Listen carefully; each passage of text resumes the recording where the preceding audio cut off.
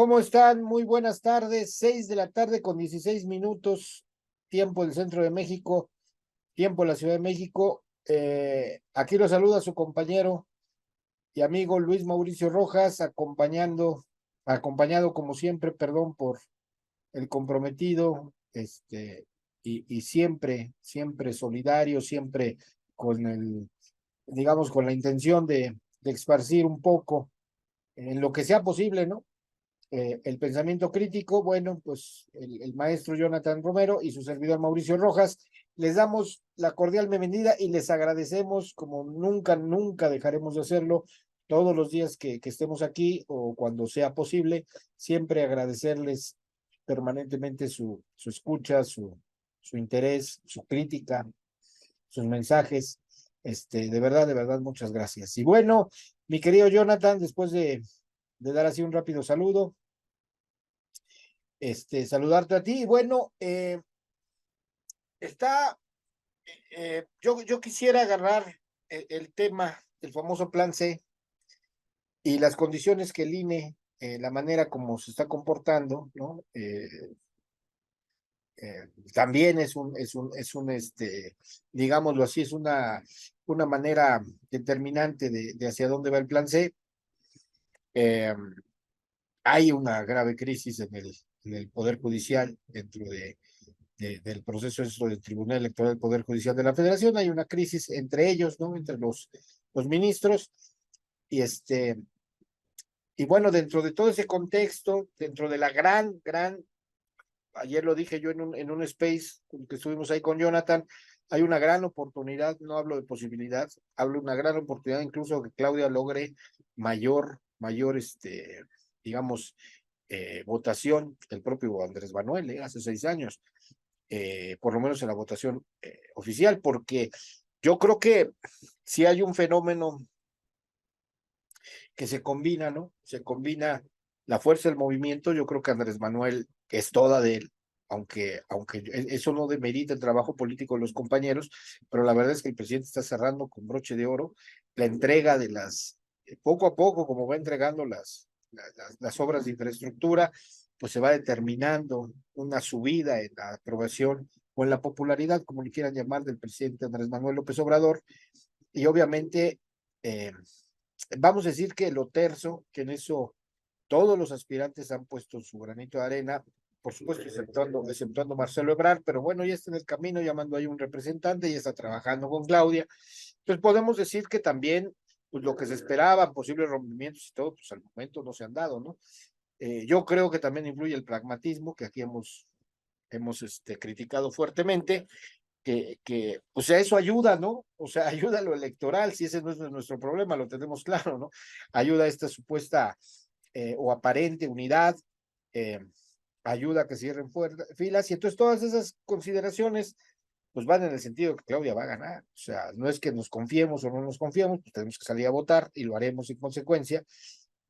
Tenemos que seguir, que no perder el rumbo, es más profundizar, tratar de hacer que Claudia gane con mayor, porque no es moco de pavo, como dice el diputado Noroña, si Claudia gana con una legitimidad tan grande, ahí sí legitimidad y no como los tíos de mi querido Jonathan que ven la legitimidad por otro lado, hay una legitimidad política, le puede ayudar al inicio de gobierno a Claudia con reformas importantes, pero para impulsar esas reformas, sin entrar en el juego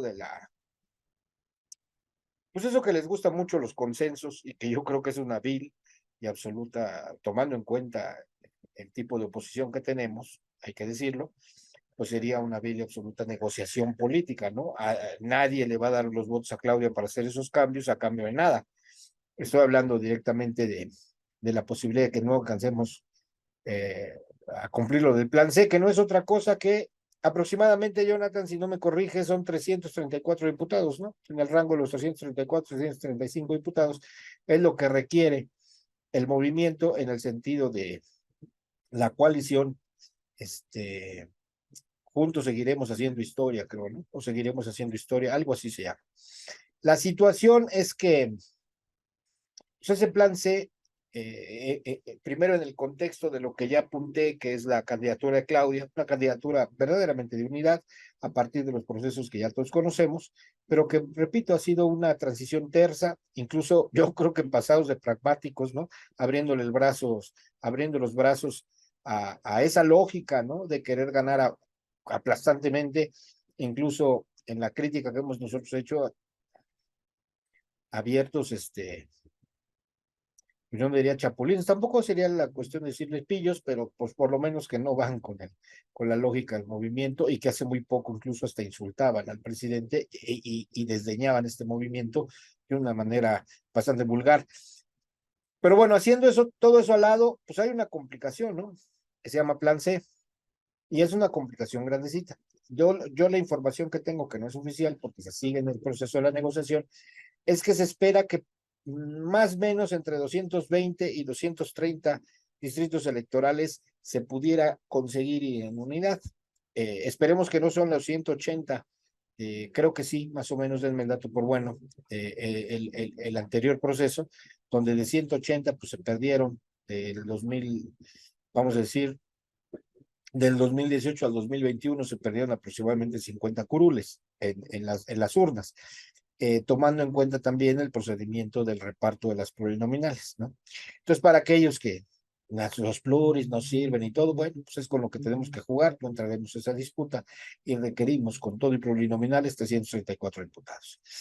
¿Qué es eso? Bueno, pues primero que el movimiento en lo político trabaje, es decir, en la cúpula, en lo activo, los tres partidos tienen que trabajar en unidad y buscar qué perfiles son, sobre todo en el legislativo, estoy hablando Cámara de Diputados y Senadores, en el sentido, por supuesto que es un plan C, ¿no? Pero a lo que me refiero es que primero tienen que trabajar en ese rango de quienes tienen, se ganaron o aseguran el derecho de una reelección, que en ese sentido, aun cuando pueda haber elección de los plurinominales, pues el trabajo de la reelección de mayoría, pues se pone en riesgo porque tienen que conseguir el voto. Es decir, van a competir nuevamente a conseguir el voto para poder instalarse en la reelección. También es dicho que eso no lo sé, pero la configuración, por ahí un compañero medio mareado con la legislación, habremos decir que la configuración de los distritos electorales cambia. ¿Por qué cambia?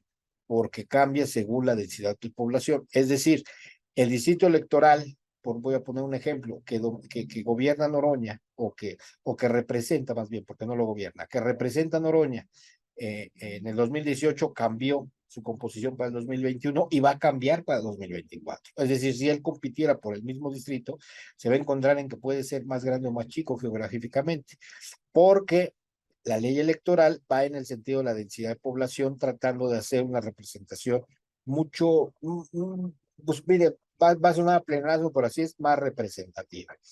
Es decir, ha cambiado la configuración de los distritos electorales, pero no va en el sentido de lo que lo quiere interpretar un compañero que la verdad sabe poco de esa legislación.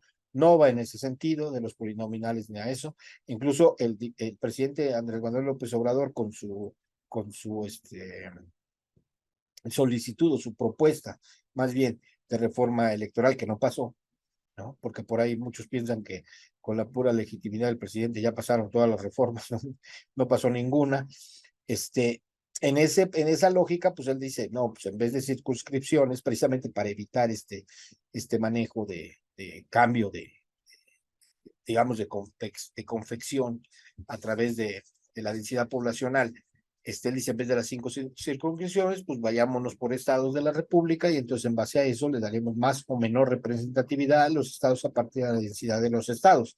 Eso evita los 300 distritos que tenemos ahora y cómo se configuran. Bueno, dentro de esta complejidad que les estoy hablando, hay que conseguir 334 diputados.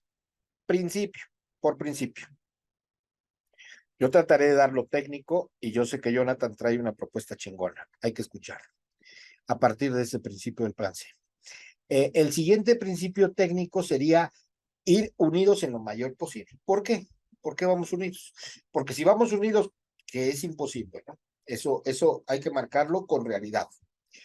En los 300 distritos, pues iría toda la coalición en los 300 distritos. Pero si se vota Morena en los 300 distritos, porque esta coalición no se divide en los votos, no se reparte. Es decir, Jonathan puede votar por los 3 partidos incluso en su distrito, ¿no? ¿Por qué? Porque van unidos. Entonces vota, yo me quito de pedo, yo le divido el voto. Entonces saca 1/3 de voto para cada partido. Lo ideal no es hacer eso. Lo ideal es decir, ¿sabes qué? Aquí van unidos, sí, bueno, pues yo aquí voto por PT, ¿no? El más débil en particular, o por el verde, dependiendo cómo se configure, porque el poderoso es Morena. Y entonces no le quito votos a Morena, eso está mal, no le quito votos al candidato que va en coalición de los 3, pero le sumo votos al PT, que aunque no gane de mayoría ahí, porque Morena le va a ganar, eso es obvio, le doy votos suficientes para tratar de buscar que sean entre la tercera y la cuarta fuerza. ¿Por qué la tercera y la cuarta fuerza del municipio? Porque eso le da una representatividad nacional, a nivel nacional, primero estatal y a nivel nacional, del reparto de la bolsa de los plurinominales, que es ahí donde tenemos que pegar. Es decir, si, siendo honestos, si más o menos 200 diputados, porque es como se comporta, como se han comportado las votaciones anteriores, se ganan de mayoría, es decir, están entre los 180 y los 200 diputados de mayoría, lo que gana el movimiento, lo que ha ganado el movimiento en estos últimos años, pues entonces vamos por 134. ¿Cómo se dividen 134? Bueno, pues en el sentido de los plurinominales, es decir, que haya una bolsa para Morena, que será el que menos plurinominales tenga, digamos, con correspondencia, no en números, sino con correspondencia al porcentaje de su votación. Y aquí es muy importante que Verde y PT luchen en donde no van en unidad por ganar sus diputados de mayoría, como lo hace el diputado Noroña. El diputado Noroña gana en coalición, Verde, PT Verde, Morena, pero él es representante del Verde o propuesta del Verde, digo, del PT, y entonces como PT, pues va ocupando curules. Eso se da en la unidad. Pero cuando no hay unidad, es decir, cuando no hay coalición y van separados, pues entonces PT y Verde tendrán que competir contra Morena en las mejores condiciones que pueda para ganar más de mayoría.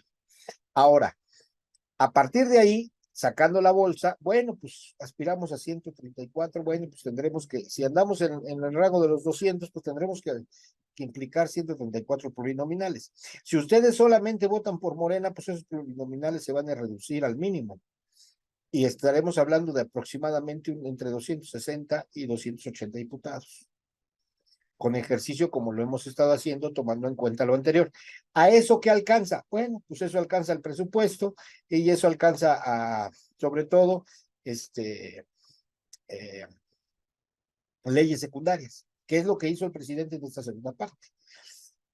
No es suficiente, dice Claudia, no es suficiente, dice el presidente. Es más, el presidente se quiere despedir, y yo lo veo bien, ¿no? Porque lo que se quiere despedir con un chingadazo al Poder Judicial. Eso tiene dos principios. El principio es fortalecer a Claudia, es decir, fortalecer a Claudia en la ausencia presidencial de Andrés Manuel, con la salvedad de que el Poder Judicial es el que puede generar el lawfare. Yo sé que por ahí muchos dicen, nos pelan los huevos, que sale el pueblo y no sé qué tanto. Yo lo dije, ayer lo mencioné el diputado, porque no somos personas que seamos improvisados. Lo digo de veras sin soberbia. En un debate que tuve en un space, yo les dije, Lula da Silva tuvo más, se retiró con más aprobación que el presidente. Ellos me dijeron que era un mentiroso, que no podía ser. Bueno, pues Lula da Silva se retiró y ya lo chequé, lo dijo el diputado, con el 93.7% de la aprobación.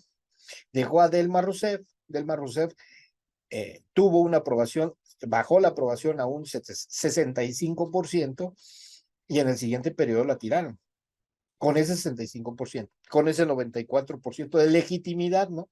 Como les gusta hablar, que tuvo Lula da Silva. Bueno, con todo eso, la legitimidad del 94% a Lula da Silva lo metieron al bote y yo no vi al pueblo de Brasil salir con las armas a defender a Lula. No quiere decir que aquí lo hagamos, pero también seamos serios, no es eso. El pueblo, en el sentido que el diputado dice que el pueblo es el que tiene el poder, no quiere decir, insisto, no quiere decir que garantice que de esa manera no se hagan golpes blandos o que no se avance en el famoso lawfare como para tratar de debilitar el gobierno o tumbarlo. Son dos cosas distintas, ¿no? Entonces la legitimidad de Andrés Manuel pues le da la posibilidad, pero yo insisto, sin el fuero que defendió entre otros Gerardo Fernández Noroña, ya hubiéramos tenido una crisis política grandecita, ¿no? Aunque crean que el pueblo se hubiera levantado prácticamente de armas a defender a su presidente, las condiciones son muy distintas al proceso de desafuero del 2000.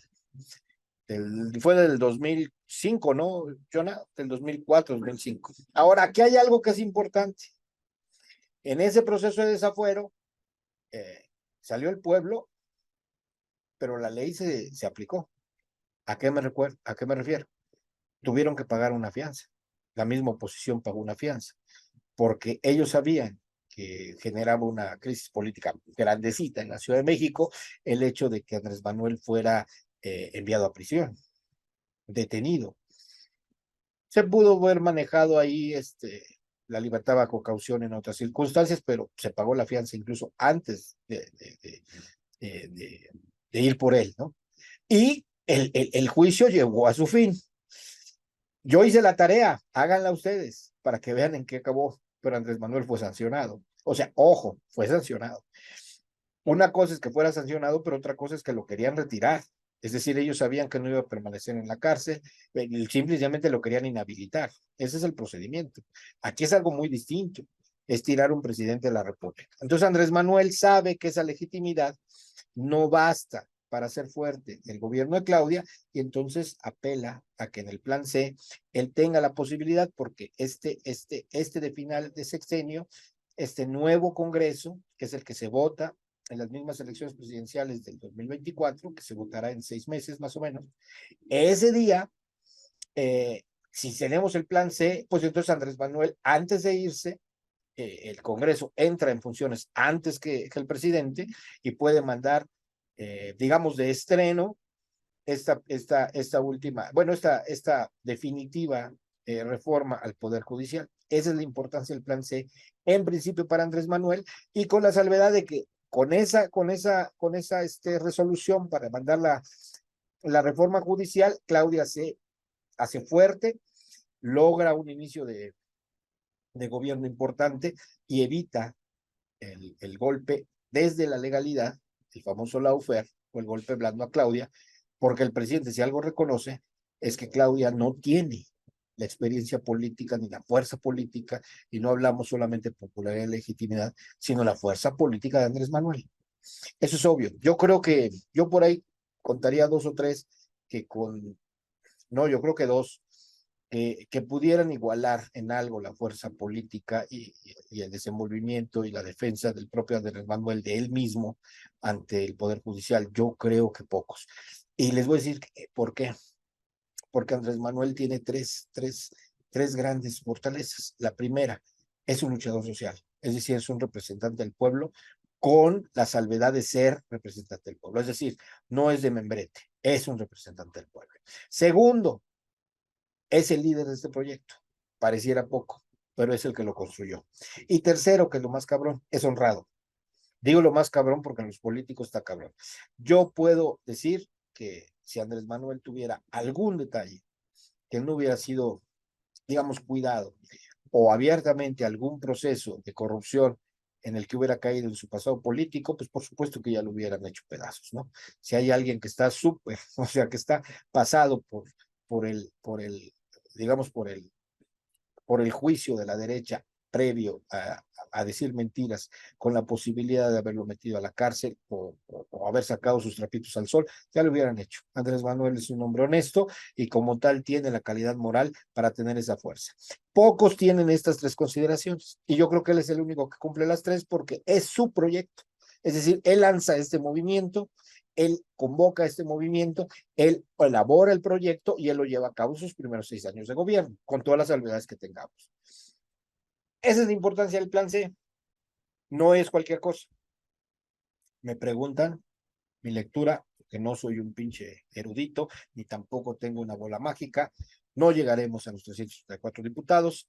Podremos negociar a lo mejor la salida de algunos, que yo creo que Claudia lo está haciendo y es muy inteligente, es decir, algunos priistas que ganarán y se irán al movimiento, va, salvo que pase, porque así se construyó la primera parte, ¿eh? Se construyó con perredistas que se fueron al PT, se construyó incluso con 3 priistas que se fueron al ya me recordará Jonathan, este partido confesional que el presidente hizo alianza y que no entendíamos por qué, pues para construir una mayoría.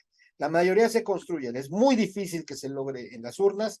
Yo sé que es el plan. Yo no estoy diciendo, no voy con eso, vamos a impulsarlo con todo. Nosotros somos obradoristas y somos pro 4T. Tenemos nuestras consideraciones, nuestro pensamiento crítico es otra cosa. Pero hablando de la realidad, yo creo que hay otros frentes que habremos que abrir y que en mi segunda participación daré a conocer. Por el momento, doy este panorama técnico, incluso con la salvedad de algunos detalles, como lo del INE, que también influyen en este proceso, porque déjeme decirle que hay alianzas, mucha gente no lo sabe, quizás no salen las noticias, pero hay alianzas, perdón, que son derribadas en el tribunal, ¿eh? Es decir, hay alianzas de facto que dicen, no, aquí no va alianza. ¿Por qué? Hay vericuetos legales para hacerlo. Entonces, ese es el panorama técnico, esa es la reflexión sobre el plan C, lo necesario que es. Ya pasaremos a las otras reformas. De entrada, esto es lo que busca Andrés Manuel con el plan C, y yo les diría que está canijo, pero mi hermano creo que tiene otras consideraciones. Perdón con la perorata técnica, Jonathan, pero había que verlo porque siguen por ahí de necios, ¿no? Plan C es voto masivo por Morena. Pues no, no lo es, ¿no? No es ganar o perder, simplemente no lo es. La ley estipula hasta 300 diputados en una sola fracción, y eso es lo que tendría Morena, ¿no? El problema es que dañaría la coalición, entonces, pues, ¿para qué coalición? ¿No? La coalición es para buscar las mayorías, no es para salvar a los chiquitos, como algún estúpido dijo, que es lo que querían ver de ella. Y PT, que tiene sus consideraciones, ¿eh? Tampoco son puros y limpios, pero es otro tema. Adelante, mi querido hermano, dale de tu ronco pecho, por favor. Y Sí, buenas tardes, mi hermano. buenas tardes, Luis. Eh, También buenas tardes o saludar a los compañeros que nos estén viendo en las noches, si serían buenas noches, yo creo, y a saludar a todos los que nos vean después de la retransmisión, ya en vivo, ya grabado, ¿no? Más que nada ya grabado, ya subido al YouTube, saludarlos.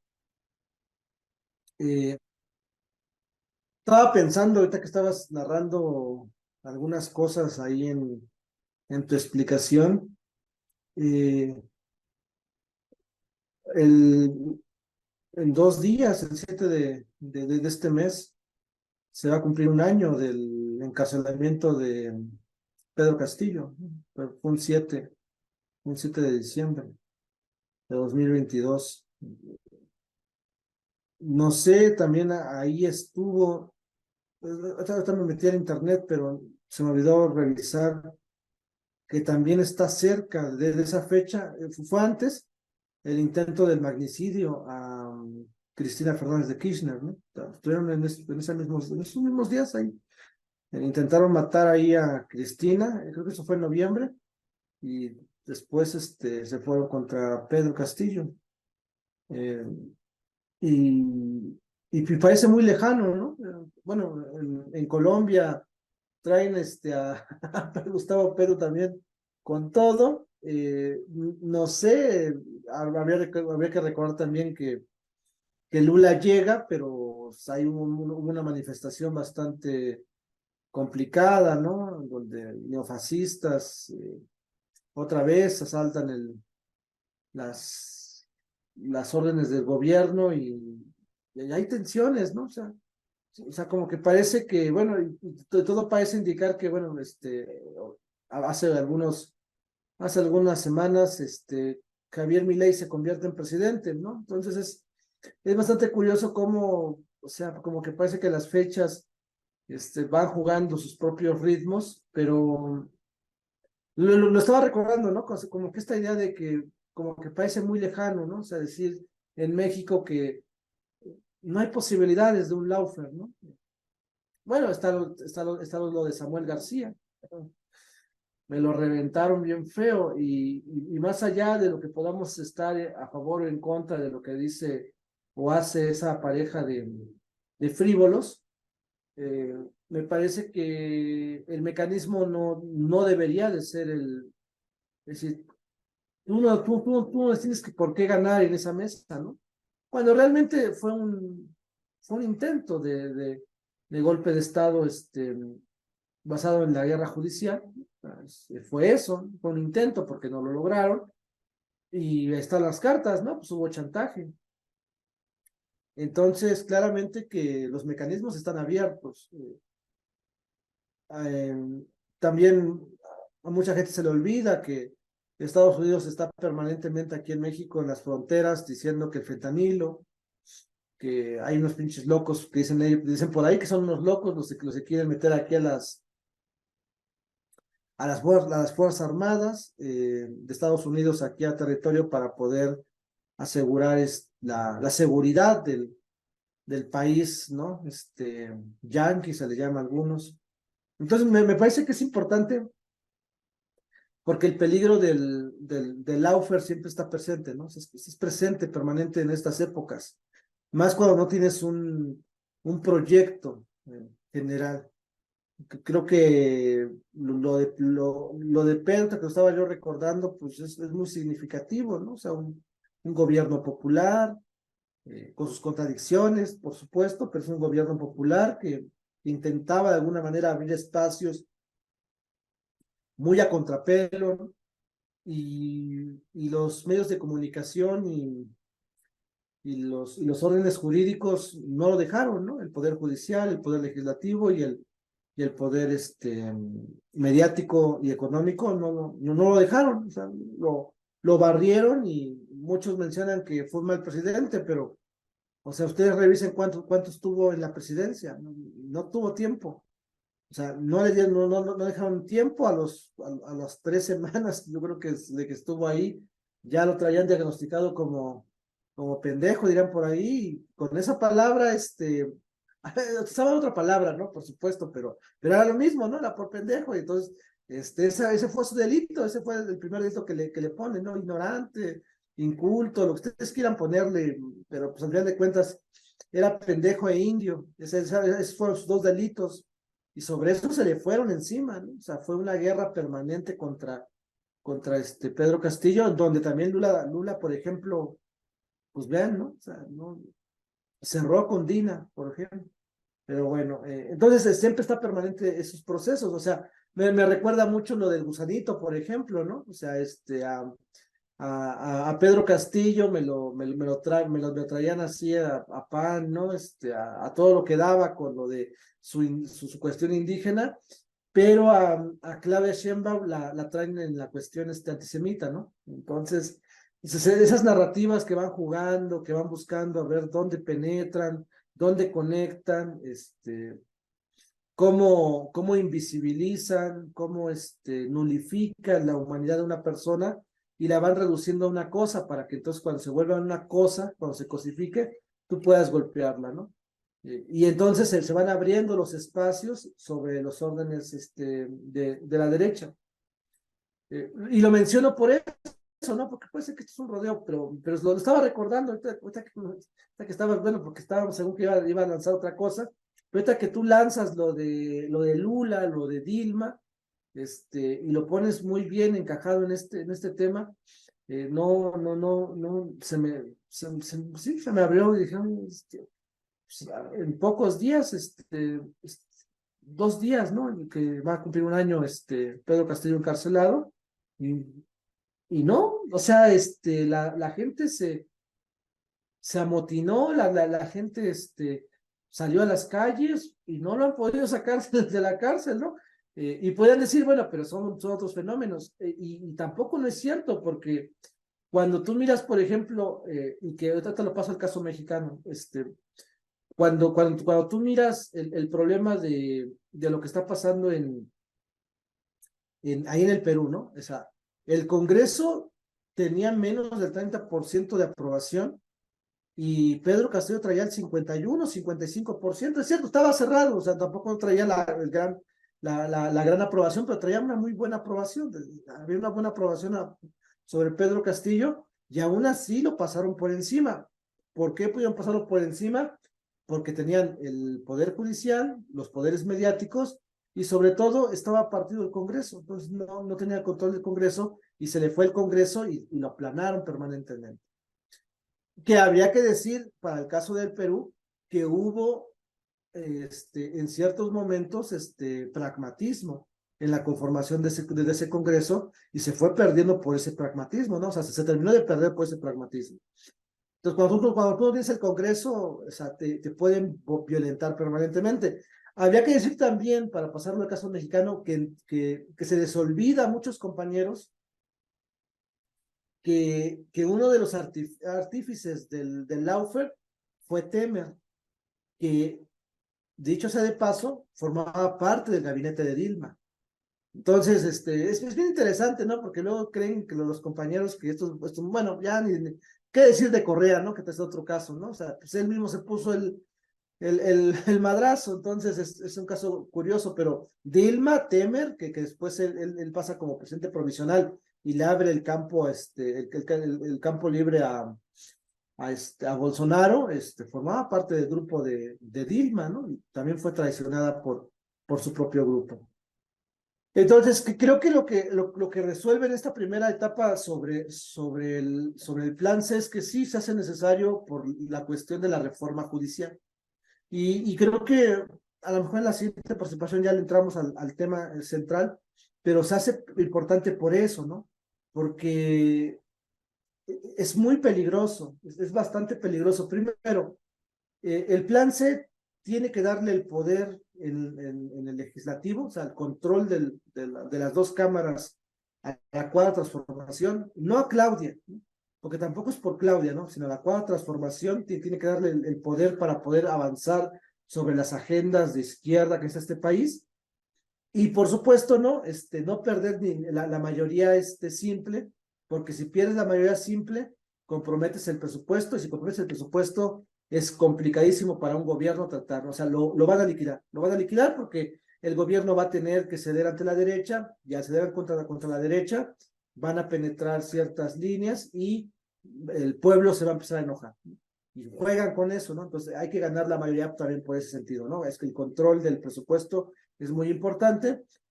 Segundo, las cuestiones de las reformas, principalmente a nivel constitucional, como lo es la reforma judicial, pues hay que ganar la mayoría calificada, porque el Poder Judicial es tremendo, tremendo, ¿no? O sea, no van a dejar tan fácilmente que pasen cosas. Entonces creo que sí hay una cuestión muy importante. Es importantísimo señalar que tenemos que producir otro nuevo sistema judicial en México, que bajo no podemos seguir como que teniendo muchas esperanzas en ese proceso, porque son golpeadores, y juegan para el punto, ¿no?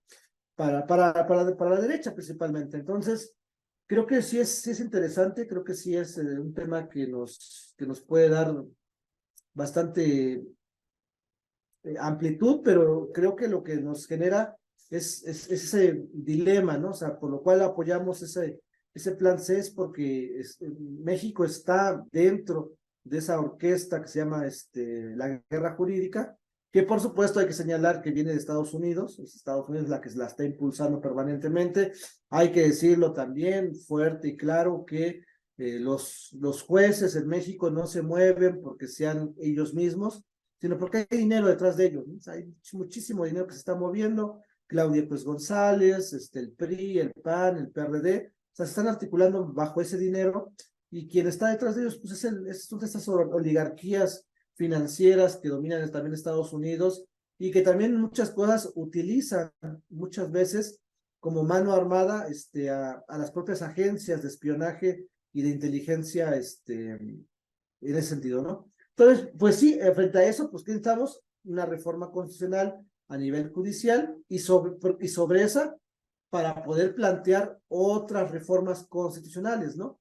Que ahí es donde está el debate, ¿no? O sea, el debate ni siquiera, pues, también tendría que ser qué tipo de reforma judicial, pero el punto central es que necesitamos que el Poder Judicial, cambiar el Poder Judicial de hacerlo más democrático para que no esté en contra del pueblo.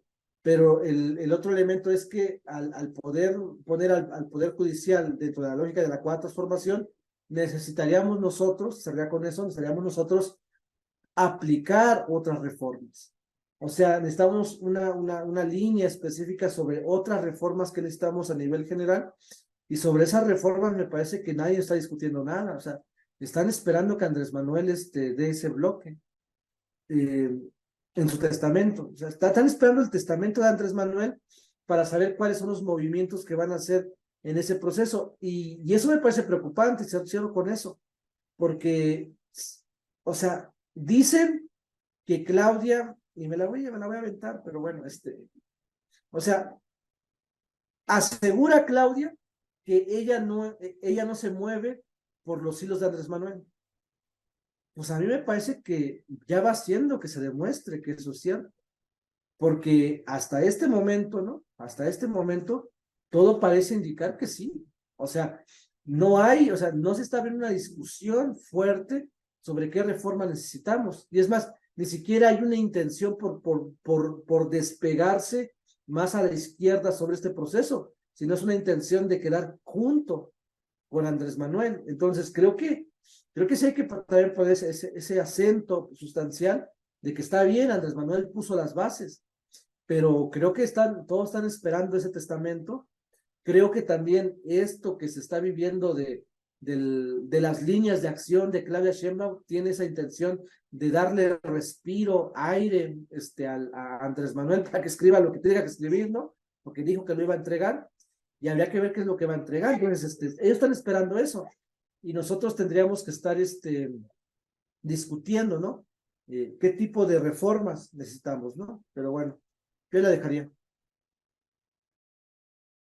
Fíjate que sobre una reflexión dentro de la reflexión que haces, que me parece muy atinada, debo decir porque en un momento, cuando pasó lo de Pedro Castillo, hace, sí, un año casi, este, yo no expresé bien lo que el análisis estaba diciendo y parecía que estaba culpando al propio Pedro Castillo, pero más bien estaba culpando al pragmatismo de su partido y de él mismo.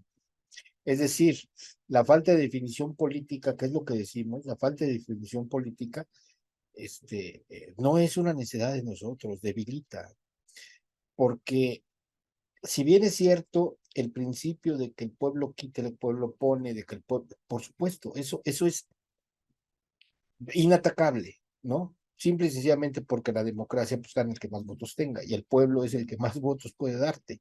Entonces, eso es obvio, que la fuerza política de un mandatario, sobre todo en el proceso de una transformación, que en el proceso de una transformación, pues obviamente el gobierno no es terso. La lucha política es muy enfrentativa, es muy confrontativa. ¿Por qué? Pues porque la derecha está buscando pues, tumbarte, sabe que no va a ser, que la tarea es muy difícil ganarla en las urnas, porque así como sale, fíjense, así es como sale esta Kenia López ayer enfrentada a Renata Turrent, y que yo ahí a Renata le tenía otras consideraciones, pero muy bien, ayer muy bien. Yo debo decir esto, ¿no? Pues Kenia se estaba desdiciendo de su propio partido, del que ella representa, porque esa es la táctica que les ha puesto un marketing político de Cortázar, que les dice, nada de PAN de PRI, ¿eh? Nada de eso, no cometan ese error, regresemos al perfil ciudadano, ¿no? Al outsider. Y entonces a partir de esto, pues dicen, no, pues ya se fue Samuel y ese 14% nos corresponde, ¿no? Dice ella, pero no como partido político, sino porque ellos están tratando de generar esa narrativa de que es la ciudadana Xochitl. Aquí ellos se enfrentan a dos cosas que debemos entender, simplemente en la correlación de fuerzas que tanto les gusta a los compañeros hablar. La correlación de fuerzas de este país está en estos momentos determinada por Andrés Manuel López Obrador. No porque el país sea de izquierda, ayer lo explicó muy bien Jonathan, no porque las consideraciones de que el pueblo está resurgiendo y que estamos en este juego de popularidad del pueblo, del gobierno, no hemos derrotado a la oligarquía, al oligopolio. No les hemos tocado ni con el pétalo de una rosa. Están las condiciones de un cambio, no del sistema económico, pero sí de una política económica del gobierno, nos queda claro. Jonathan lo ha implicado 1000 veces bien. Y todavía por ahí hay quien no lo entiende, o necio, y yo no le estoy diciendo tonto, sino la necedad, está jugando con la planeación económica, a partir de una apuesta, ¿no? Que es, como ya lo ha dicho Jonathan, pues el mercado interno. Eso es a lo que juegan las Manuel, ¿no? Eso ha debilitado la presencia hegemónica del oligopolio financiero extranjero y de la oligarquía nacional. Pues claro que no. Cuando juegan políticamente tienen que jugar, ¿no? Ahí tienen dos caras de la misma moneda que nada más cambian el tono, pero que son igual de determinantes en contra del pueblo trabajador, ¿no? Carlos Slim y Salinas Pliego. Los dos van sobre lo mismo, ¿no? Se llama ganancia económica, se llama tasa de ganancia. Ellos van sobre lo mismo, van a cuidar sus intereses. ¿Está mal que lo hagan? Pues claro que no. Lo que tenemos que generar claro es que tampoco está mal que nosotros luchemos por nuestros derechos. Pareciera que nos rendimos a los derechos de ellos, a que ellos tienen el derecho de cuidar sus intereses, que nadie se los está quitando, pero pareciera que a nosotros nos falta la determinación política de decir, pues también nosotros tenemos derechos y vamos a pelear por ellos. Pareciera que no, que nos rendimos ante el derecho supremo de la oligarquía porque tenemos el miedo de que a lo mejor retiren sus negocios. Pues no los van a retirar. Y no tiene que ver con esto. El diputado Noroña ya dijo alguna vez, y tiene toda la razón, ¿no? Si mañana la tecnología logra que siembres dinero y crezcan árboles que den dinero, pues toda la oligarquía retira sus inversiones y se van a eso, porque les molesta mucho estar lidiando con unos pinches trabajadores que se enferman. Ya olvídense que levanten la voz. Simplemente dicen, no, los pinches trabajadores se enferman, los cabrones no se deben de enfermar, ¿no? Por eso lo de las 40 horas les da urticaria. No tienen conciencia social, no parte de bonomía, parte de un sistema. Y ese sistema mata la conciencia social y por supuesto que pone en segundo plano, vamos a decir, los propios principios de cada uno de los personajes que maneja sus empresas, porque no son ellos solamente. Allá hay técnicos que pues están bajo un precepto, ¿no?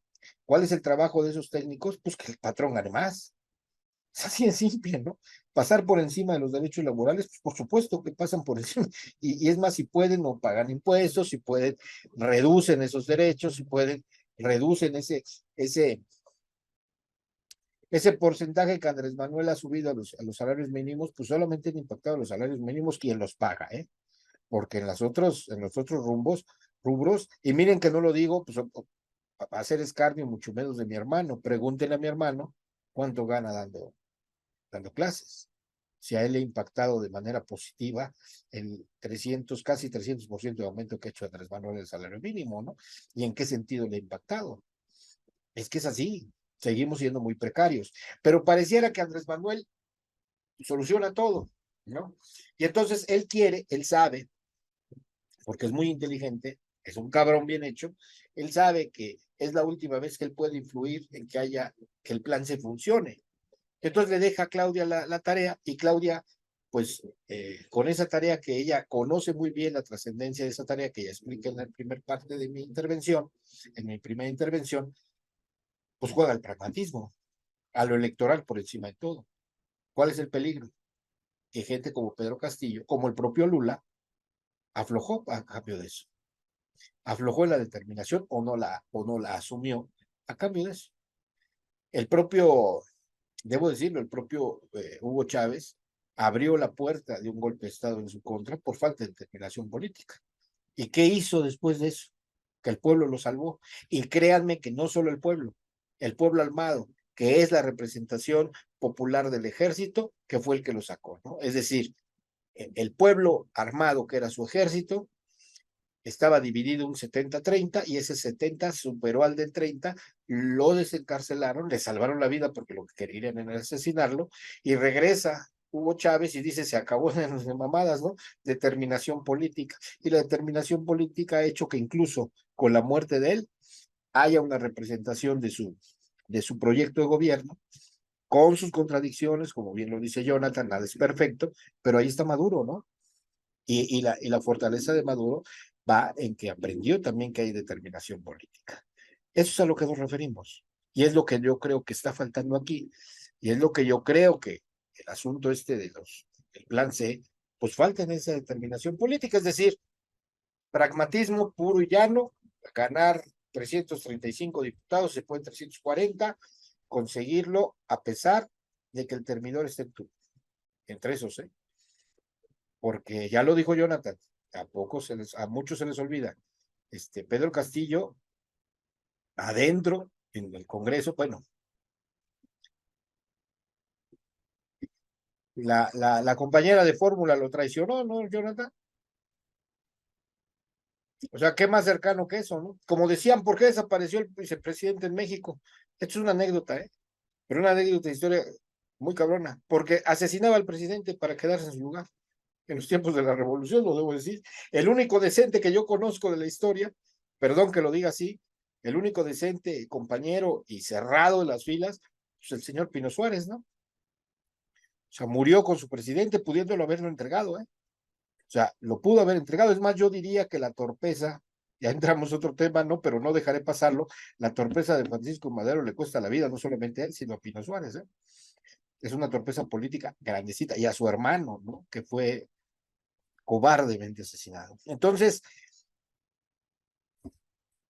ahí está el punto, ¿no? Ahora le abro la puerta a Jonathan, que no quiero dejar pasar, porque mañana presenta una columna muy relevante. No la he leído, ojo, pero este cabrón es garantía. Lo digo de veras con mucho cariño para Jonathan, porque siempre le he reconocido esa capacidad que tiene. Bueno, le abre una puerta, ¿no? Otra vez, otra vez el marxismo puesto al servicio de la revolución. No entienden que no es imposición, es puesto al servicio de la revolución. Es tratar de equivocarse menos. Y yo sé que es una soberbia, pero es equivocarse menos, cabrones. Es reconocer quién es nuestro adversario y con qué fuerza política lo tenemos que enfrentar. Nosotros no asesinamos ni matamos, no queremos eso, no somos revolucionarios, digamos, porque también se necesita, ¿eh? En Cuba había la necesidad de un movimiento armado, pues la hay. Digo, ¿saben cuál es la incapacidad que tuvo la Comuna de París para convertirse en el parteaguas de la revolución social? Y sobre todo a partir del anarquismo, la falta de convicción de que era con las armas, en todos los sentidos. Le perdonaron la vida a los banqueros. Lo digo, aunque me digan asesino, ya saben, ¿no? Pendejada, le perdonaron la vida a los banqueros. O sea, ellos se quedaron en París y tenían el control del Banco Central. Y fueron a negociar con ellos. Y los banqueros les dijeron, no, les prestamos lo que quieran, ¿eh? O sea, no tenemos pedo. Ustedes díganos, nos firman y les prestamos, ¿sí, cabrones? Dieron el pitazo. Estos güeyes no tienen determinación. Pues aviéntales el ejército y los hicieron pedazos. Es así de simple. La derecha no perdona. ¿Ustedes creen que la derecha? En la Comuna de París, ahí se los dejo de tarea, ¿no? Las mujeres eran las determinantes. Cabrones, no la caguen. Vamos con todo. No, hay que negociar y mire, que vamos con todo. No, no, espérate, no. Mira, hay que nos den la oportunidad, nos estamos organizando. Sí, pero no dejen de tener la Fuerza Armada, que eran ellos mismos, las trincheras, no dejen de atrincherar. Tenían un tanque es lo que tenían. Y son los banqueros franceses que estando en París, echan el pitado y dicen, quiere negociar con nosotros. Ah, ok, pues vamos con todo. No tenían determinación. Porque sí, al pueblo no lo vences, pero por la determinación adecuada. Y esa falta de determinación política, si tú vuelves a ver, pues no existe en los lugares donde se ha derrotado a la revolución a través de un lawfare o abiertamente a través de un golpe de Estado. Yo les voy a decir una cosa. ¿Por qué Petro duró tanto? Yo les voy a decir, estoy diciendo duró tanto, porque se les olvida también, porque hay que leer, hay que investigar, hay que informarse. Y aquí que Jonathan que él conoce de colombianos, a mí que Jonathan aquí me corrija. El primer mes de Petro ya lo querían tumbar, con todo fuera, pero con todo. A su hijo le buscaron hasta por abajo de las, perdón, de las enaguas, cabrón, perdón. Que fue el pueblo el que lo ayudó, pues claro, pero si él no hubiera tenido la determinación política que tiene, no dura más de 15 días después del mes, ¿eh? ¿Ustedes creen de verdad que la derecha negocia? ¿Ustedes creen que la derecha va a consensuar? Ahí hay muchísimas historias negras de la derecha en el concierto político de las naciones, sobre todo en Latinoamérica, ¿no? Entonces, pues abro la puerta a mi querido hermano Jonathan Romero, a que nos adelante, aunque sea un poquito, que no me la venda toda, ¿no? Porque mañana la vamos a publicar en Libros Justos y Dignos, en la plataforma de YouTube y en Twitter, pero pues que Jonathan nos entre este debate, él sabe por dónde, yo no le voy a estar enseñando al cabrón, lo que menos haría, yo lo que hago todos los días es aprender de él, pero pues ahí está, ¿no? Y Jonathan tiene la solución a esto que estoy diciendo, por eso lo estoy tratando, porque lo intuyo, repito, no lo conozco, pero conociéndolo a él y por ahí, lo digo porque lo hizo público, lo publicó ahí en Twitter. Esta es la audiocolumna de mañana, ¿no? Y les repito el título, ¿no? Plan C con C de comunismo. Dale, mi hermano, dale con todo. Este, bueno, también recordando un poco eso de la Revolución Mexicana, ¿no? Fue un Laufer, nada más que o sea, todos los mecanismos que, por supuesto, ¿no? Ya viene incluido el golpe de Estado militar, ¿no? O sea, por supuesto que culmina con ese golpe, pero antes del golpe de Estado militar, se aplicaron toda la receta de Laufer y pues, quien lo implementó fue Estados Unidos. Y es una cosa tan curiosa que que fue la revolución social la que terminó zanjando las contradicciones del mismo Madero, ¿no? Porque sí, efectivamente, o sea, y tampoco habría que exculparlo, porque Madero cayó en ciertas contradicciones, ambigüedades, y eso lo fue llevando a que se fuera entregando permanentemente con ellos, cuando tanto su hermano como Pino Suárez le decían, oye, no mames, o sea, ya pon un alto, y nunca quiso, ¿no? O sea, le dio tanto miedo que ese miedo que tenía a morir termina llevándolo, es como, no sé, no sé, estaba viendo el viernes me quedé solo, viernes y sábado me quedé solo aquí, pero el viernes estuve viendo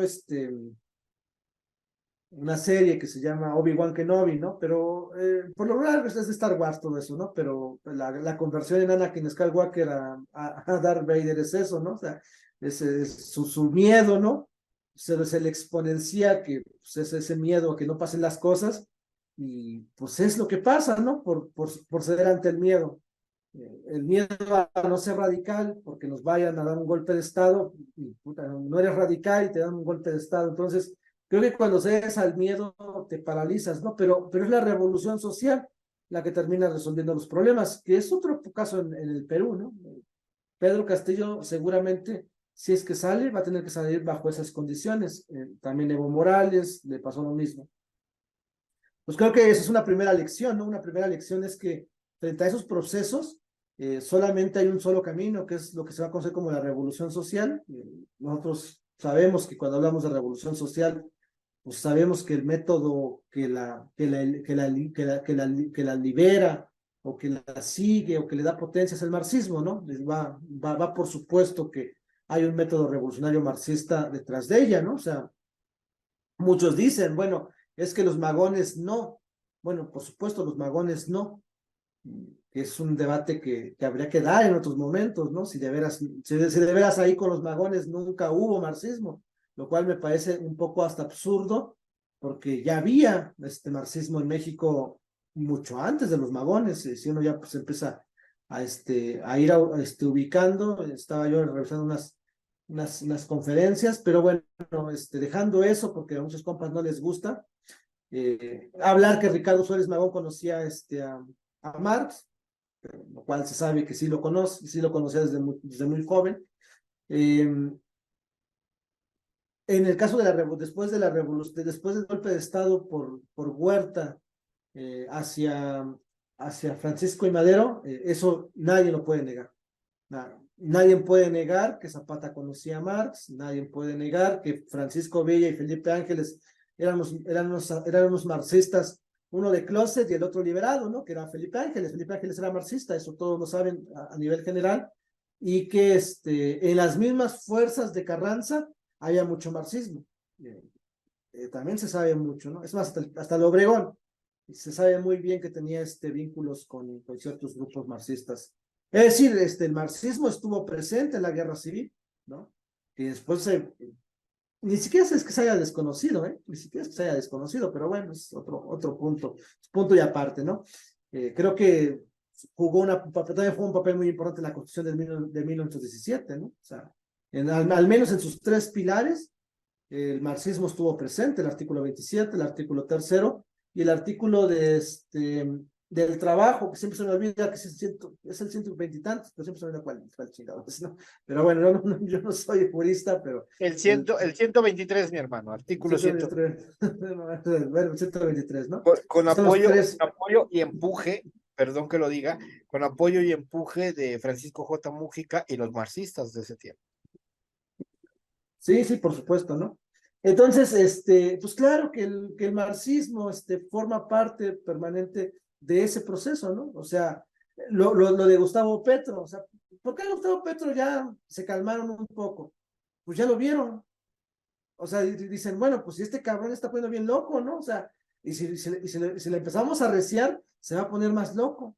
Entonces, mejor, ¿sabes qué? Pues vamos a buscar otras formas de poder combatir ese desmadre, porque no se puede combatir tan fácil ese tipo de cosas, ¿no? O sea, cuando tú le haces frente a la derecha, tienen de dos sopas, ¿no? O te van a matar, o van a tener que buscar formas diferentes de poder hacerte.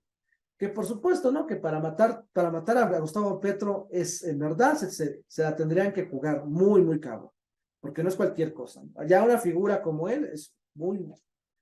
Lo del diputado, ¿no? O sea, el diputado diciendo que es marxista, y es cuando dice que es marxista, vean toda la plataforma que se le abrió, toda la plataforma que se le abrió, ¿no? Pues claro, ¿no? Porque al tú no poder censurarlo, en su vida, porque pues es un tirazo, ¿no? O sea, imagínense que amanezca mañana, ¿no? Marxista asesinado en México, ¿no?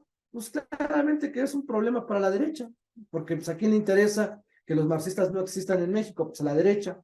Pues claramente que es un golpe muy fuerte, ¿no? Más con toda la combinación que hay hoy en día y con la popularidad de esas personas. Entonces, cuando tú tienes esos bienes a tu favor, tú lo que no puedes hacer es dejarte imbuir por el miedo, ¿no? Porque si tú te dejas imbuir por el miedo, pues va a pasar eso, ¿no? O sea, es que eso es lo que va a pasar, ¿no? Tú al frenarte, ¿no? Y entonces tú al meter el freno de mano, pues entonces lo que va a pasar es eso que tú no quieres, un golpe de Estado, un golpe. Es decir, tienes que ser frontal. Tampoco digo que hay que ser temerarios, tampoco estoy diciendo que hay que ser temerarios, pero sí hay que ser frontales, y hay que ser determinantes, y hay que fijar una posición, y hay que ser muy claros en esa posición. Porque cuando tú pierdes la claridad de la posición, entonces también abres ambigüedades y entonces empieza a pulverizar ese proceso. Pero bueno, creo que lo importante entonces es que frente a este tipo de actitudes, la respuesta es el marxismo. No hay otra, ¿no? Y entonces, frente al plan C, porque tampoco quiero hablar sobre él, a lo mejor lo podemos hablar mañana, bueno, no sé si mañana, porque pues es que se viene lo de Pedro Castillo y sí quisiera yo hablar sobre Pedro Castillo, creo que es muy importante, pero bueno, eso después lo vamos a tener que ver nosotros, cuando lo tomamos, cuando tocamos lo de Pedro Castillo, que es el 7, ¿no? Pues puede ser el jueves, por supuesto. Pero lo importante, ¿no? Es que ese es el punto central, ¿no? O sea, el plan C, si ese quiere florecer, pues no va a florecer bajo los ideales pragmáticos. El plan C tiene que entonces cumplir esa C y buscar esa C de compromiso político de izquierda, que es el comunismo, ¿no? Y frente a eso, ¿qué es lo que decimos? ¿O qué es lo que yo menciono? que las reformas constitucionales se tienen que dar para poder construir el comunismo. Y entonces yo ahí planteo, si no mal recuerdo, porque ahí lo van a ver ustedes, pero yo planteo 4 o 5 reformas constitucionales, ¿no? Sí, 5 reformas. Una reforma constitucional económica, en materia económica, una en materia fiscal, una en materia monetaria, el artículo 27, que es el eje central, y, y la reforma laboral, que serían las cinco líneas que yo marcaría como una primera línea para poder abrir. Y que esas 4 y esas 5 reformas, su punto de vista es conectarlas con la construcción del comunismo. Entonces, por supuesto, el artículo 27, que es nacionalizar la tierra. O sea, ya dejémonos de andarnos haciendo chaquetas mentales, ¿no? Que, pues, ¿qué vamos a hacer? Si la mitad, no, vamos por todo, ¿no? El artículo 20, la reforma monetaria y fiscal es con nacionalizar la tierra, poder crear los mecanismos para poder detonar el desarrollo económico en el país. El artículo, la cuestión de la reforma económica es poder hacer un cambio en donde el valor de cambio, en donde la teoría del plusvalor no rija el comportamiento económico y lo rija el valor de uso. Y la reforma laboral, lo que yo planteo son 4 líneas, ¿no? Una jornada laboral de 20 horas, yo creo que hay que manejarla así, porque si nos vamos a estar metiendo como marxistas y que las 40 horas, pues nos estamos viendo hasta chaquetosos, ¿no? Entonces, como marxistas, vámonos por las 20 horas de una vez y que se tenga que negociar lo que se tenga que negociar. La cuestión de que el salario mínimo no se mida por la productividad, sino se mida por la cantidad de medios de subsistencia que necesita el ser humano para poder dignificar su vida, para que tenga una vida humana, para que se tenga una vida humana, y eso significa cultura, tal y tal, que el Estado le brinde los servicios públicos gratuitos de calidad y públicos, ¿no? Por supuesto. Y tercero, que tenga el trabajador el pleno derecho de poderse, ¿cómo se llama? Organizar, ¿no? Entonces, son más o menos esos elementos, y al final, pues sí lanzo que todo eso tendría que ir convenido sobre un proyecto comunista, ¿no? Sobre la dictadura del proletariado, que eso, que el plan C en todo caso también tendría que ser la dictadura del proletariado, buscar la famosa dictadura del proletariado, pero yo ahí lo enmarcaría, ¿no? Yo lo enmarcaría sobre esas líneas fundamentales, porque otra vez, ¿no? O sea, creo que ese es el centro, ¿no? O sea, creo que esa es la línea que estamos manejar. Por supuesto que hacen falta más cosas, ¿no? Por supuesto que hacen falta más cosas, pero eso hay que seguirlo estudiando entre todas y todos y seguirlo platicando, ¿no? Hay otros sectores que al final de cuentas yo creo que lo que nos va a llevar, si es que agarramos el tema desde ahí y lo empezamos a maniobrar desde ese punto, ¿no? En donde podamos hacer una convocatoria para los comunistas, ¿no? Que pueda servir para eso, para que lo discutamos entre comunistas, pues es la constituyente, ¿no? O sea, ese sería el camino, la parada, la última parada, ¿no? Pero bueno, yo pondría eso como línea, es un saque simplemente, como lo he venido desarrollando últimamente, pero creo yo que sí, que si el plan C en todo caso vamos a apoyarlo, pues los comunistas no le tengamos miedo y hagamos esa última apuesta, ¿no? Entremos a la discusión, busquemos las fronteras de la discusión, pero desde un plan C, desde el comunismo, ¿no? Y ver hasta dónde podemos llegar. ¿Podríamos llegar? No lo sé. Es más, yo diría, si ya en un proyecto de comunistas se agarra la cuestión de la jornada laboral, pues hasta la podríamos aventar hasta 10 horas, ¿no? O sea, es decir, el punto es que tenemos que ir por todo, ¿no? La nacionalización de la tierra, por ejemplo, me parece muy importante. No puse la cuestión de la industria, ¿no? Pero, bueno, o sea, es un tema sobre la industria cuando se nos dice que la inversión extranjera directa nos va a venir a ayudar, ¿no? La tenemos que desarrollar en nuestro país, aunque sí está en la reforma fiscal un poco la línea, pero hace falta explicarla, por supuesto. Pero es un punto de saque únicamente de cómo los comunistas, yo creo que tendríamos que atacar el problema y ver si se puede abrir esa brecha para poder discutir entre todas y todos y poder llevar un proyecto Porque otra vez, ¿no? O sea, pues yo podría decir que soy comunista, ¿no? Pero no por eso me van a hacer caso. Necesitamos nosotros tener un plan de acción, necesitamos tener nosotros una vía, ¿no? Para poder nosotros decir, ¿saben qué? Creemos que es por aquí, ¿no? Y que la gente lo lea, que la gente lo escuche, y que la gente lo discuta, y que diga si está de acuerdo o no está de acuerdo y por qué no está de acuerdo para poder hablar. Por supuesto, no puse la vivienda, ¿no? Pero también debía estar ahí en cuenta la vivienda, aunque todo eso está en la parte de los servicios públicos que necesita garantizar el Estado para la clase, porque por supuesto, un salario digno, un salario que le dignifique la vida, pero la vivienda, el arte, la cultura, la educación, el transporte, la salud, debe estar a cargo en este primer momento del Estado, ¿no? Y se tiene que crear una plataforma de salud pública, gratuita y de calidad, ¿no? En todos sus servicios, por supuesto. Entonces, el deporte, ¿no? Que lo hablaba mucho, el doctor Gatell, también yo estoy de acuerdo, ¿no? Es un buen deporte, ¿no? Un buen sistema de nutrición, o no sé, muchas otras cosas. Pero bueno, sí, sobre eso pienso un poco el tema.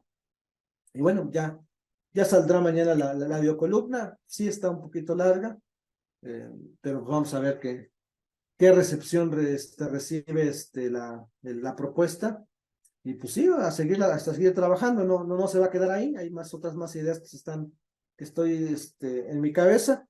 Lo bueno es que en esta última parte, esta semana, pues, me imagino que no voy a leer tanto porque tengo otras cosas que hacer en el trabajo, y ocuparé ese punto para poder hacer apuntes y esas cosas, ¿no? De lo que he leído hasta el momento y sacar conclusiones para este tipo de temas, ¿no? Pero sí, yo creo que plan C de comunismo sería una estrategia para esa cuarta transformación.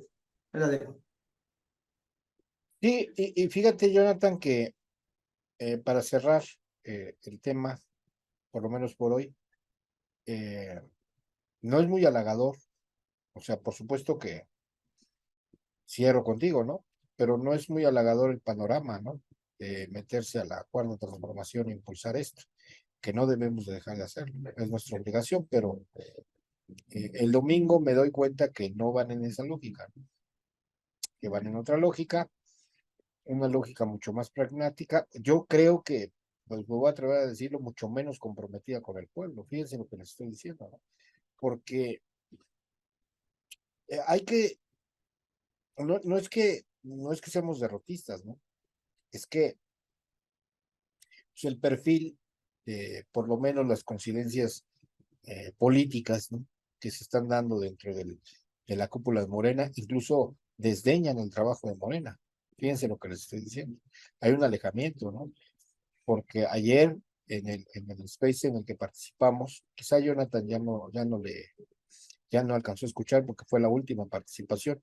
Un compañero decía, es que yo participé en la propuesta del Instituto Nacional de Formación Política y ni siquiera se ha dado a conocer el documento, ¿no? De los famosos Plan de Gobierno 2024-2030. Dice, participamos y todo, y pues yo no sé si a Claudia le han entregado un documento que a nosotros nos han hecho saber, ¿no? Que no conocemos, que no ha sido publicado. Y él dice claramente, pues va a parecer que las bases, esto va a ser una simulación, y dice que se acercó con Armando Batra, con esta Turrent, que se acercó incluso al propio Paco Ignacio, etcétera, y que dijo, oigan, ahí nosotros hicimos un trabajo, se está presentando un trabajo paralelo. Yo creo que no es paralelo, ¿eh? Yo creo que es determinante este último trabajo que está proponiendo Claudia, y quién sabe dónde quedó el primer proyecto. Y, y, y nosotros pues pensamos mal, ¿no? Antes incluso de estas consideraciones y de este nuevo proyecto, pues, nosotros decíamos es una simulación. Entonces, yo les voy a decir algo, ¿no? Que por ahí,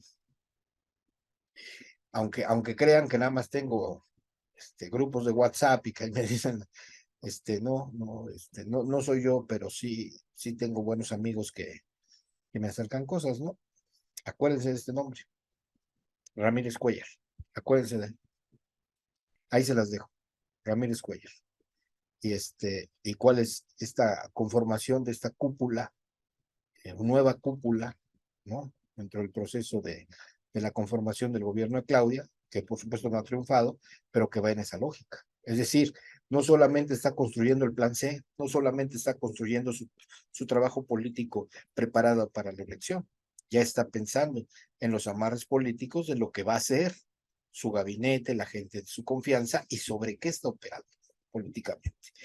Yo en ese sentido le diré a mi querido Jonathan que con la información, ojo, todavía no procesada en mi cabeza, con la información que tengo a la mano, pues me dice que Claudia está buscando con uñas y con dientes el alejamiento del presidente, un alejamiento sano del presidente. Entonces está tomando determinaciones ella y que seguramente fue a platicar con él o lo platica, si no públicamente, por teléfono, lo que sea, en la determinación de un consejo. Yo creo que no está mal. Incluso yo pudiera decir, eso no me consta, pero yo como veo es eso, ¿no? O sea, incluso yo pudiera decir que es sano para el propio país y para el proyecto, pues por supuesto platicar con el presidente. Pues el proyecto es de él. ¿Quién le va a quitar ese? No, no es crédito, ¿eh? O sea, esa determinación política, ¿no? De que el proyecto es de él. Pero Claudia está buscando, desde mi punto de vista y con la información que hoy platiqué con algunos compañeros, yo les puedo decir que lo que está buscando son las herramientas políticas, sus propias herramientas políticas, porque ella sabe que se va a quedar sin Andrés. Es decir, que ella tendrá que buscar sus fortalezas y bueno, elegirá bien o mal, no lo sé, pero repito, y yo me hago cargo de lo que digo, ¿no? Acuérdense de este nombre, Ramírez Cuellar, ¿no? Probablemente en el gabinete, probablemente nuestro próximo secretario de Gobernación, lo digo así abiertamente, ¿eh? Porque la consideración fuerte de la operación política Ramírez Cuellar dentro de este proceso de Morena, que no es de Morena, que es de Claudia, eh, tiene sus consideraciones, ¿no? Y la figura más política, más importante que en estos momentos infiere por lo menos la organización de la campaña política de Claudia, pues se llama el senador Monreal. Ahí se las dejo, ¿no? La operación política de Monreal en el sentido del plan C es muy importante, ¿eh? No sé si determinante, pero está siendo importante. Y esos manejos políticos que se hacen en el corto, pues a mí lo valioso, porque lo demás es especulación, incluso lo que les estoy diciendo, partiendo digamos que de la agenda política que hoy me comentaron, pues yo puedo decir que Claudia lo que está luchando con uñas y con dientes es la determinación de buscar una autonomía, ¿no? Un sano alejamiento de las consideraciones de Andrés Manuel. Porque también debo decir que a la luz, solamente a la luz lejana de los acontecimientos, es decir, tomar una distancia y ver desde lejos el panorama político de este país a partir de la designación de Claudia, yo puedo asegurar mi responsabilidad, eso no me lo dice nadie. Mi lectura es que Andrés Manuel no estará muy de acuerdo en todas las consideraciones que está teniendo Claudia. Fíjense lo que les digo. Es decir, no quiere decir que la tengan que aprobar ni que lo desapruebe, ni una ni otra. Simple y sencillamente que ese camino que está marcando Claudia, en algunos aspectos, pues Andrés Manuel tendrá sus consideraciones, porque la política de Andrés Manuel no es tan pragmática como la que está sintiendo Claudia. Se los puedo decir así de entrada, ¿no? O sea, cuando Andrés Manuel menciona a De la Fuente, lo menciona con el sarcasmo de dividir la opinión pública y distraer la atención de lo verdaderamente importante. Y Claudia no lo menciona así, lo pone a jugar. No lo menciona, lo pone a jugar. Esa es la primera. Y la segunda, que pareciera anecdótico, pero el presidente López Obrador, desde mi punto de vista, y si me equivoco, pues seré yo el pendejo, eh, canceló a Tatiana en esta transformación, porque siendo como es Andrés Manuel, es muy determinante en su manera de proceder en lo político, es muy determinante. Mucha gente piensa que trabajar con Andrés Manuel es cazar cantar y coser, y no es cierto, es muy cabrón. Te exige hasta el último gota de sudor y sobre todo congruencia y sobre todo lealtad. Y la manera como se despide públicamente Tatiana Cloutier y el desprecio, lo debo decir, ¿no?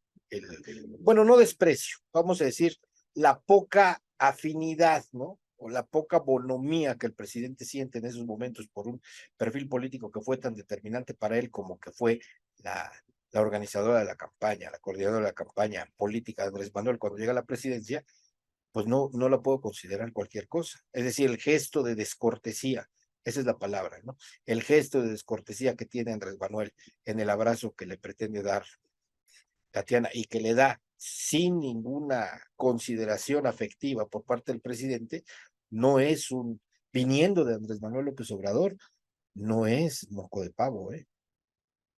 Y Tatiana no solamente juega con Claudia, sino va a ser determinante. Ella sí, yo la veo determinante. Entonces, esas consideraciones no creo que a Andrés Manuel le hagan mucha gracia, soy sincero, pero también es un hombre muy inteligente que dejará que Claudia cometa sus errores o que tenga sus aciertos y a partir de la consideración de, primero, buscar el plan C para la determinación de cubrir al propio Andrés Manuel y cubrir a Claudia en el proceso del segundo piso, que es como le dice Claudia a esta parte de la transformación. Sí, con esto cierro. Si mi consideración, que no es valiosa, simplemente es una consideración de la lectura política que hago, va en otro sentido, pues claro, yo lo que veo, uno de los errores de Claudia, quizá no con intención, pero que sí determinan el proceder pragmático de su participación política en estos momentos, pues ven que está no solamente invisibilizando, sino inutilizando a la izquierda. Es decir, no convoca a los perfiles de izquierda en ninguna consideración política de lo que se está conformando. Yo no veo ahí ningún perfil de izquierda, yo veo perfiles, digamos, el más cercano a ese perfil y el único, cercano a ella más bien, ese es mi fraseo, el único en ese perfil cercano a ella se llama Gerardo Fernández Noroña. Y lo que tenemos que esperar de Gerardo Fernández Noroña es su acomodo en el Congreso. Es decir, vemos cómo jugará Gerardo Fernández Noroña en esa consideración. Lo cierto es que, como lo dijo ayer, y lo digo con claridad, ¿no? Teniéndole mucha consideración, respeto y cariño al diputado, pues no lo están escuchando. Yo decía, ¿no? Ayer y alguna gente por ahí aventó un emoji burlón, eh, van a escuchar a más a Corral que a Gerardo. Lo digo, lo digo con lo que es. Ese es al menos lo que aparenta, ¿no? En el proceso del juego político, que se verá sobre todo ya en la campaña, veremos qué tan presente está en la izquierda en esta propuesta de gobierno de Claudia, ¿no? Y desde ahí, pues nosotros la convocatoria, eh, como siempre, la izquierda revolucionaria, la izquierda marxista, a la que queremos pertenecer, Jonathan y yo, con firmeza, pues tendremos que hacer nuestro trabajo, ¿no? Y nuestro trabajo, insisto, creo, y tendrá que ser discutido, pero creo que la estrategia será la disidencia política a partir, pues, de la lucha, ¿no? Que no es otra cosa que la organización política, ¿no? Las bases, a quien tenemos que convocar, ¿no? Yo iría por ahí, y veremos, ¿no? Porque además la política se nutre de esto, ¿no? Se nutre de esto, de, de la lectura, buena o mala, de las equivocaciones, las consideraciones, pero al menos yo lo veo así, ¿no? Yo no veo un perfil de izquierda determinante en la política de Claudia, pues la conformación de ese perfil dentro de los planes de gobierno de Claudia Sheinbaum, y pues tendremos que buscar el espacio, ¿no? La resistencia a partir de la disidencia de una izquierda que está siendo cancelada del movimiento. Eso no es cualquier cosa. Esa es mi lectura, ¿no? ¿Qué nos queda? Militancia. Militancia revolucionaria a partir de la disidencia. Ese es mi punto de vista. Que la disidencia es buena, ¿eh? No es. La disidencia construye en base a lucha. Yo creo que esa es nuestra determinación y el noroñismo pues se tendrá que definir en base a eso, ¿no? Esa es también mi consideración. No sé si quieras agregar algo, Jonathan, o nos quedamos con esta locura que ando diciendo, ¿no? Pero que pues, a veces es necesario decir. Muchas gracias a todos. Dejamos a Jonathan. Escúchenlo, búsquenlo en Twitter, está en Spaces, no tiene desperdicio. mañana la columna, esa columna de la que nos habló Jonathan así de pasadita, es un cabrón, pero un cabrón, en el buen sentido. Escuche la mañana, ahí va a estar publicada, más tardar a mediodía, estará publicada en nuestras plataformas, las que hasta el momento tenemos nosotros, por ahí habrá sorpresas, pero por el momento tenemos esa que es YouTube y Twitter, ahí publicamos hoy una muy buena, muy buena y muy profunda la participación de nuestra compañera Alma con una reflexión sobre el caso de Panamá, ¿no? Me parece un extraordinario trabajo, le agradecemos mucho su confianza y ya sabe, aquí está abierto. Y también convocarlos a ustedes, ¿no? Si quieren mandarnos alguna reflexión o algo, estamos para servirles. Nosotros lo que queremos es la participación de todos. Nosotros lo que hacemos es una convocatoria, ¿no? Igual en el programa, igual en nuestras plataformas, una convocatoria de participación política. Ayer también yo lo dije, ¿no? Estoy en esa determinación, pues, ¿cuál es la revolución de las conciencias? Pues se llama lucha de clases. Y vamos en el sentido y tendremos que ir empujando, empujando con las herramientas marxistas para tratar de definir la vacuna contra lo que la derecha está tratando de hacer, que es tumbar este gobierno a como dé lugar, ¿no? Hacer no solamente que este proyecto fracase, sino tomar las riendas de este proyecto y destruirlo. Esa es la realidad, eso es lo que tenemos que ver y pues no nos queda más que la consideración de la lucha y de la definición política. Gracias, mi querido Jonathan. Cuídate mucho. Buenas noches. Buenas noches a todos y nuevamente aquí estaremos. Haremos todo lo posible por estar mañana con una reflexión más y veremos por dónde le damos. Gracias y buenas noches.